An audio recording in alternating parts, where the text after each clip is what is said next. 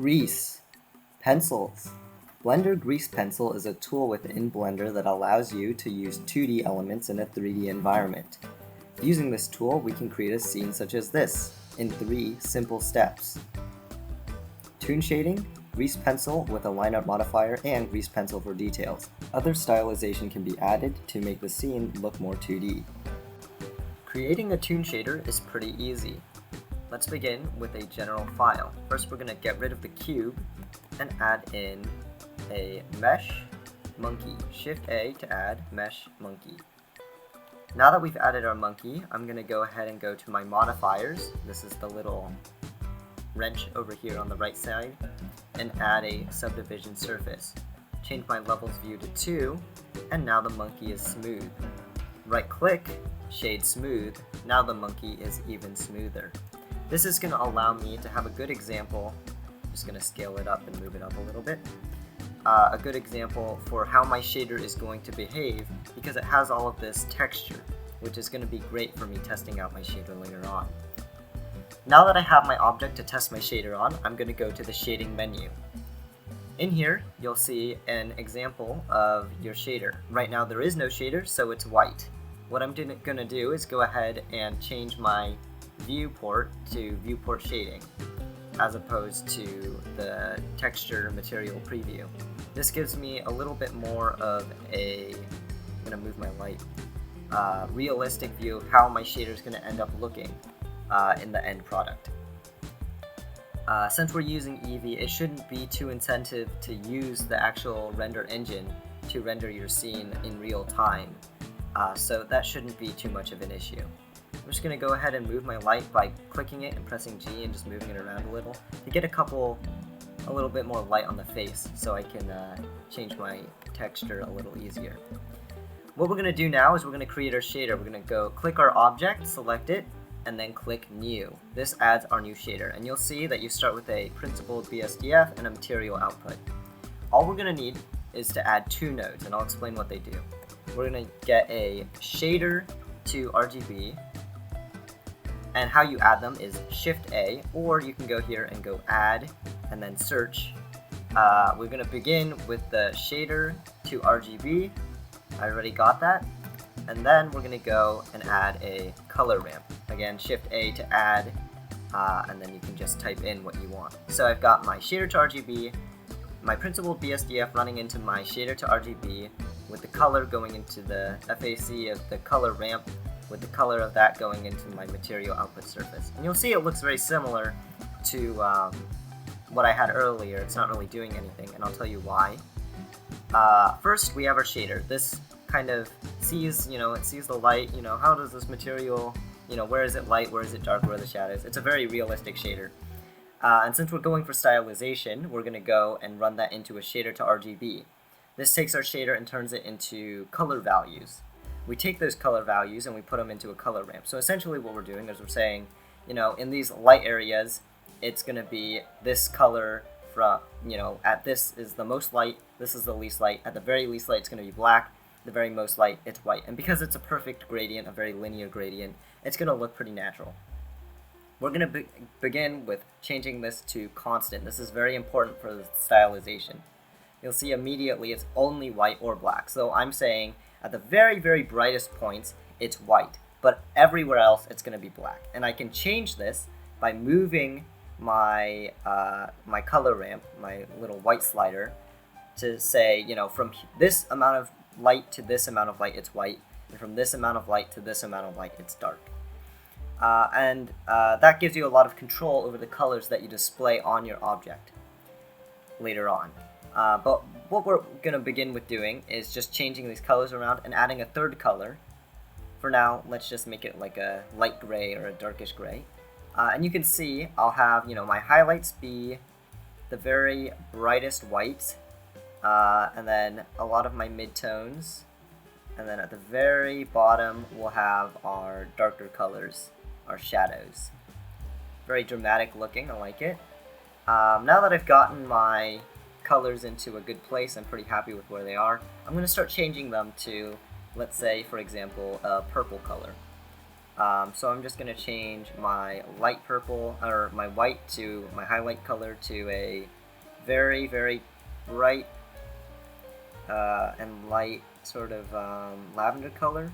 Very subtle, it's mostly white. Then I'm going to bring my color up a little bit and just for my midtones and just make it a nice rich purple color. And then my very dark shadows, we'll bring the color up a little and we'll make it a very dark and deep purple. Something like that. Maybe I'm not super happy with my midtones, so we'll change that a little. And that's looking pretty decent. And you can see this is all reactive with where the light is in your scene. But that's looking pretty fun, pretty dramatic. So once I'm happy with that, I can go back to my layout. And I can click on, you'll see it's not appearing because we're in the solid shade view. If we click the rightmost one, it'll go to our shader, or our rendered view, and you'll be able to see your toon shader. Moving on from this, the next step that we're going to have is we're going to add our line art. So what we're going to do is Shift A, go to Grease Pencil, and select Blank. This is going to be our Grease Pencil object that's going to create the outline and add all of the detail that has been lost from this toon shader. First thing we're going to add is a modifier. You select have your Grease Pencil selected, and then you're going to come down to this little blue wrench on the right hand side. Click Add Modifier and select Line Art. Then just select your collection. Everything in my scene is in one collection, so I'll just select Collection. But this is the collection that the outliner is going to outline. Select your Grease Pencil layer, select black, that's what we've got. And then we'll see, now our outline has been drawn. But you'll notice that it's looking a little weird. It's not outlining most of my object. And here's why. It's projected from your camera view. So if I select my camera view from here, you'll see it's only outlining within the camera view. What we can do is we can go ahead and move our camera to a spot where you can see more of the monkey, just like that. Now the whole thing's going to be outlined. But what we can do is it's looking a little bit messy, and maybe I want to change the color of this line art. The first thing I'm going to do is go to Style and just turn up the thickness a little bit. This is going to make it a little bit easier to see the outline, make it a little more cartoonish looking. Maybe, I don't know, give it a 45. It's looking pretty good. Next thing I'm going to do is I'm going to come down to our Grease Pencil settings. It's this little loop-de-loop, the green one on the right hand side. Click off, use lights, deselect that one. This is going to let you control your line art's color, line art modifier's color a little bit easier, your Grease Pencil's color. If you use lights, it'll be affected by the lights in your scene. If you don't, then it'll just be the color that you selected as, which I think is a little bit easier to control. Next, we're going to change the material properties. It's this little red ball. Click Base Color, and then you can go ahead and change the color. I'm going to change it to a nice dark purple. Just like that. And if I go into my camera view, that's looking pretty good.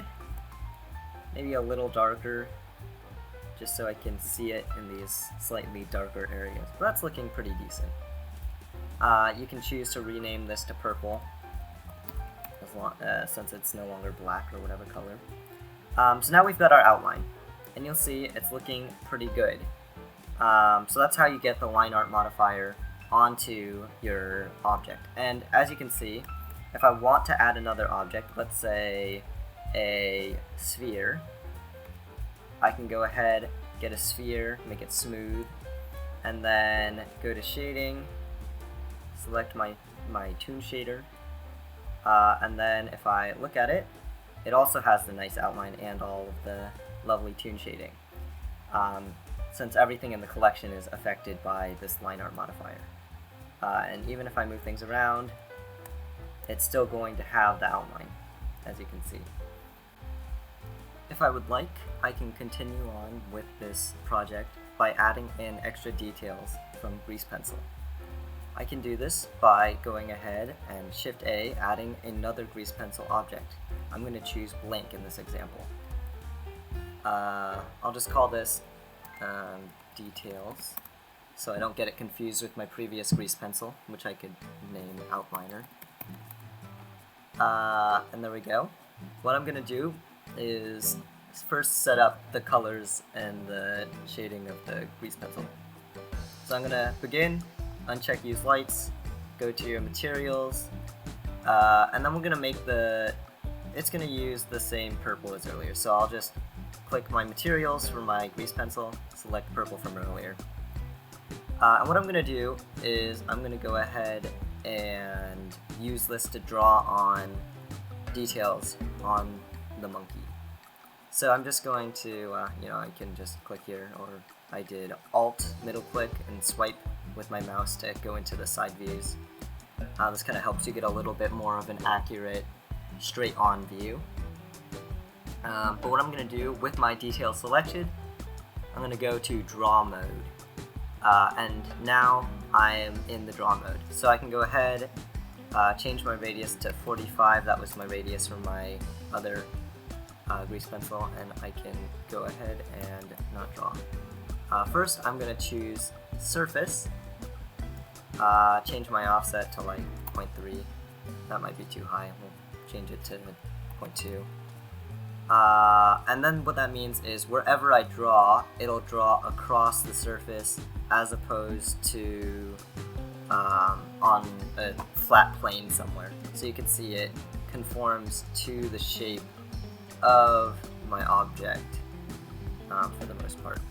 But it's looking a little strange, that's because my strength is low. Make sure your strength is all the way up, and then that's looking pretty good. So what I can do with this is, for example, I could draw some really creepy looking pupils and like bags under the eyes of my monkey.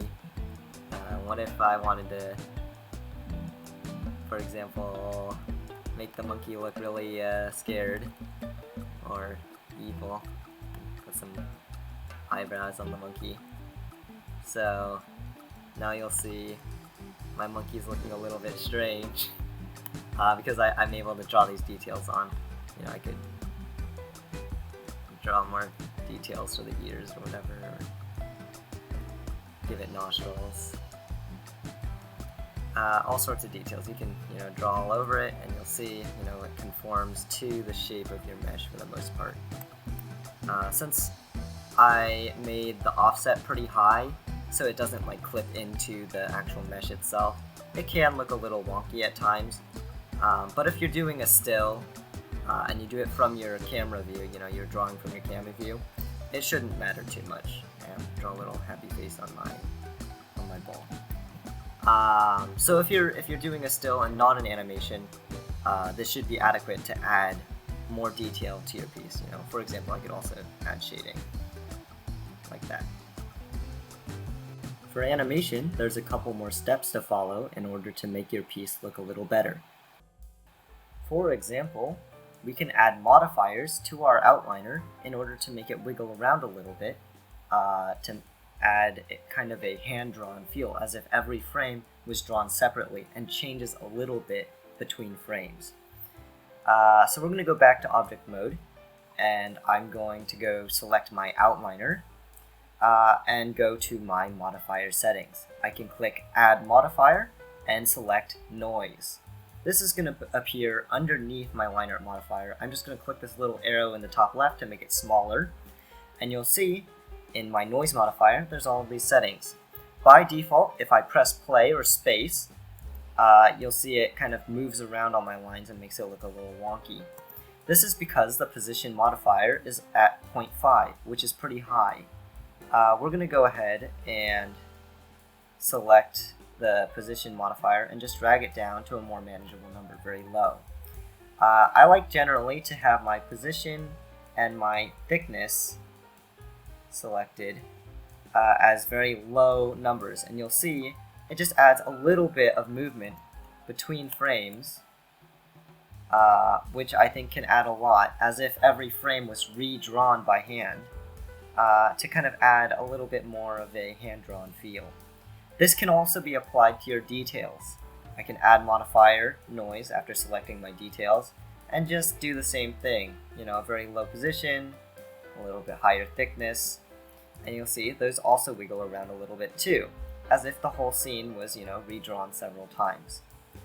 Using a shader like the one presented earlier, as well as the other principles such as the Greasepencil Outliner and Detailer, you can create a more complex scene such as this one.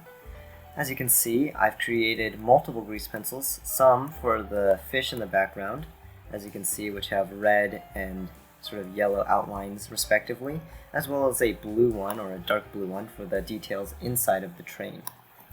And if I go into the solid shade mode, you'll see that all of the geometry is fairly simple. And this is because if your geometry is too detailed, then you can sometimes have trouble with the outliner properly working.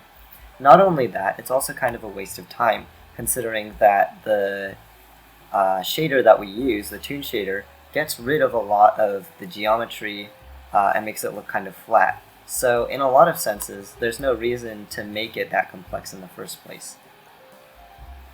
And that's that. Hopefully this was helpful. And if you have any questions, you can comment them and I will never get to them.